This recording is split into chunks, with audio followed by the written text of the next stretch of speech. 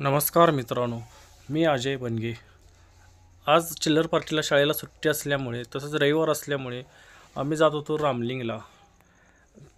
त्यामध्ये हा पहा तुम्ही श्री, पाठीमागे आहे तो विराज, मध्ये उभी आहे ती इशिका परी आणि सगळ्यात छोटी मुलगी गोल कॅप घालून उभी आहे ती म्हणजे आरवी। ही इशिकाची बघा धावपळ चालू आहे। आरवी म्हणत होती मी पुढे बसणार, पण ती लहान असल्यामुळे तिला पाठीमागे बसवले आणि समोरच्या बाजूला इशिकाला बसवले। नंतर बसला श्री आणि त्याच्या पाठीमागे बसला विराज। चला तर मग आम्ही निघालो आता रामलिंगला। Bye bye.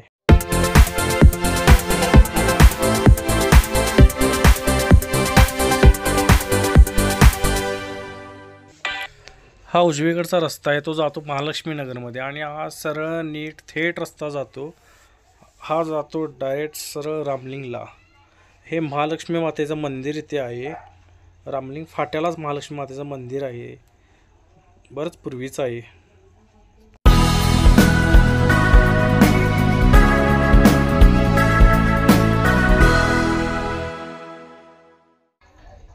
ऊन पण बऱ्याच प्रमाणात होतं। सकाळी 9:30 वाजता आम्ही त्या रस्त्याला होतो, तरी पण ऊन पहा किती आहे।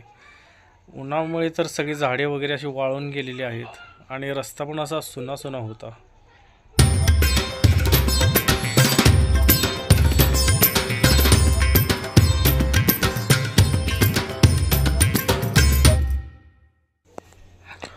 हे बांधकाम एक मोठ्या प्रमाणात चालू होतं।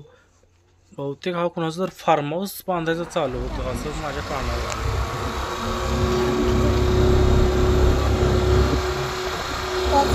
स्विमिंग पूल बघ्यास जास्त काय बघ्यास पण दाखवते बघ्यास आहे ना ते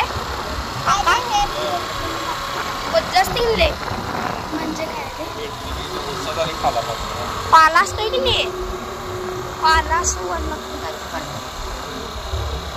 इकडचं पण दाखवू। विवोचा Y24 कलरमध्ये पडला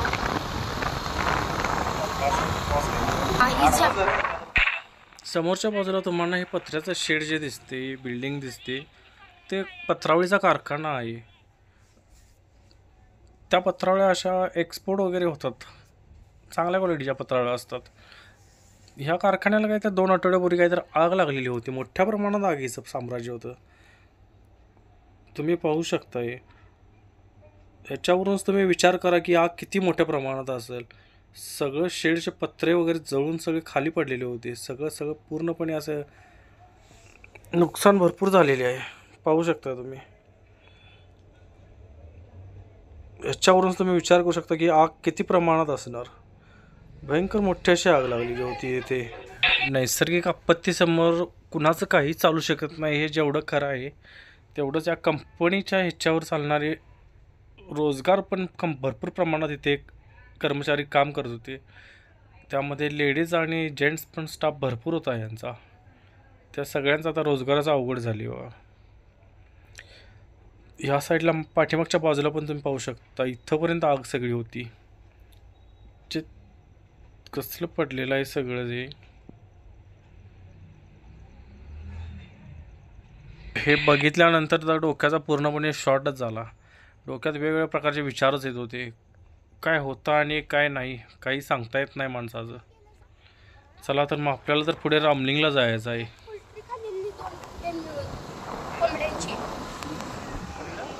कराड आत्तूच्या इकडे आमची आत्तूच आहे की नाही, कर डोंगरापाशी होतं काय 2 बिबट्या अख्खी एक फुलटी खाल्लेली कोंबड्यांची।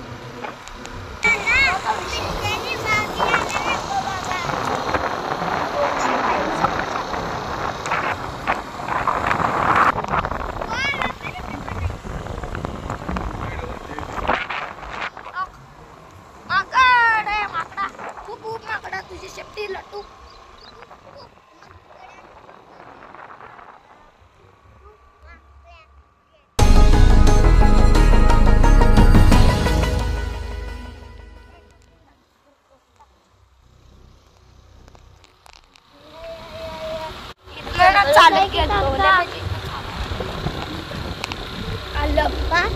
जंगल सांगतो।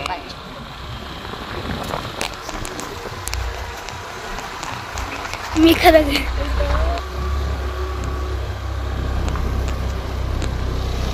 मोरपीस बघ.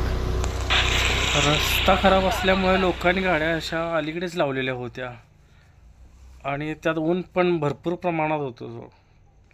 मी तर गाडी त्या खड्ड्यातूनच पुढं सरळ घेऊनच गेलो. म्हटलं चालण्यात काय जास्त चालण्यात काय अर्थ नाही. आणि त्यात सावली काय कुठे दिसतच नव्हती हो. बेलफुल नारळ घेऊन आम्ही निघालो मंदिरामध्ये. मंदिरामध्ये जाताना पुढे जाऊन पाहतो तर काय, तिथे भला मोठा हत्ती आणलेला आहे. तो पाहण्यासाठी पहिला गेलो आम्ही तिथे. त्याचे कान किती मोठे आहेत बघा, सोंड पण मोठी आहे. आरवी श्री विराज डायट थेट हत्तीजवळच गेले.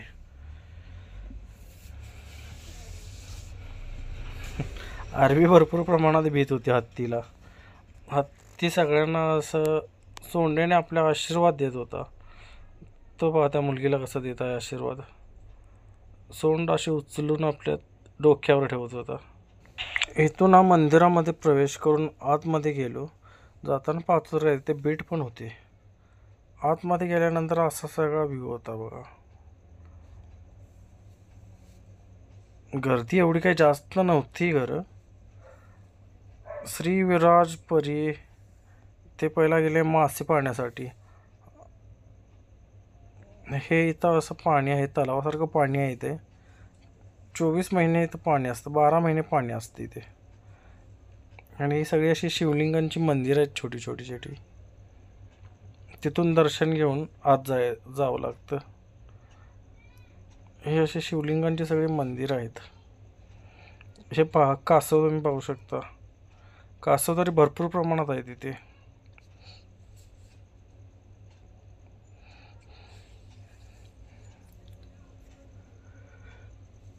इथून दर्शन घेऊन आम्ही आतमध्ये गेलो.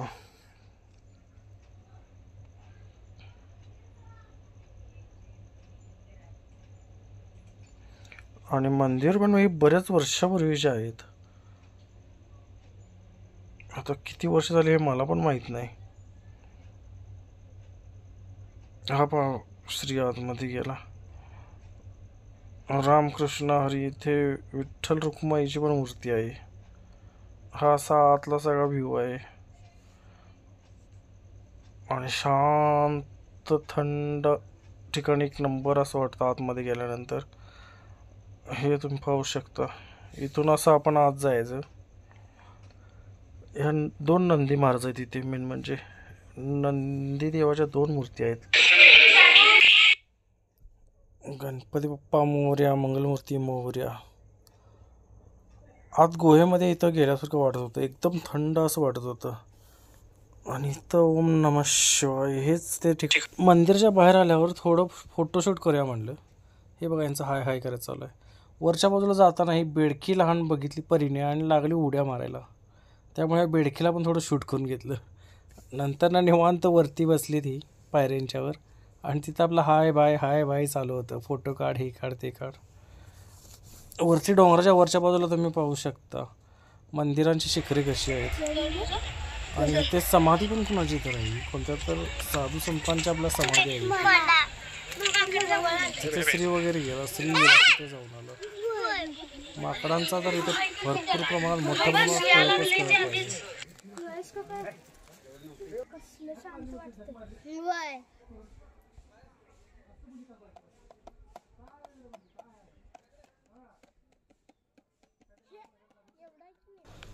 मंदिरातून बाहेर आल्यावर नंतर आम्ही पुन्हा परत हत्तीजवळ गेलो.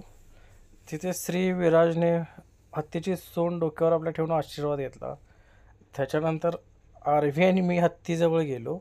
परंतु आरवी भरपूर प्रमाणात भीत होती, त्याच्यामुळे जास्त पुढं मी काय गेलो नाही. ही बघा आरवी कशी भीत आहे. परी तर काय तिकडे गेलीच नाही. परी भिवून आपली लांब झाली, कारण हत्ती पण मोठा होता. तुम्ही पाहू शकता.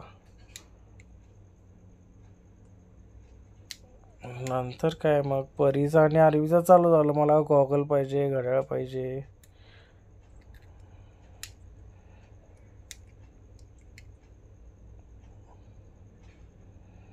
हत्ती आपलं निवांत सोंडालत बसला होता.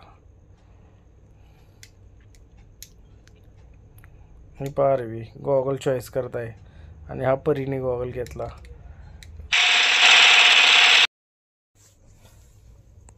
बाहेर आल्यानंतर आम्हाला इथे ऊस का रस दिसला. थंड मस्तपैकी बर्फ घालून हे मामा ऊसाचा रस काढत होते. तो जरा पिऊया म्हटलं सगळीजण आपण. मला वाटलं 1 लिटर आम्हाला बास होईल. बघतो तर आम्ही बघता बघता 2 लिटर असा निवांत झाडाखाली बसून रस संपवला. मामाने पण या ऊसाचा रस चांगला छान केला होता. कसे निवांत बसलेत बघा. विराज, श्री, आरवी, परी. हा ऊसाचा रस त्यांनी मामाने आम्हाला प्याय दिला. बघता बघता 2 लिटर रस आम्ही संपवला. चला तर मग तुम्हाला कसा वाटला सांगा रामलिंग प्रवास आमचा. चॅनलला सबस्क्राईब करा, लाईक करा. थँक्यू.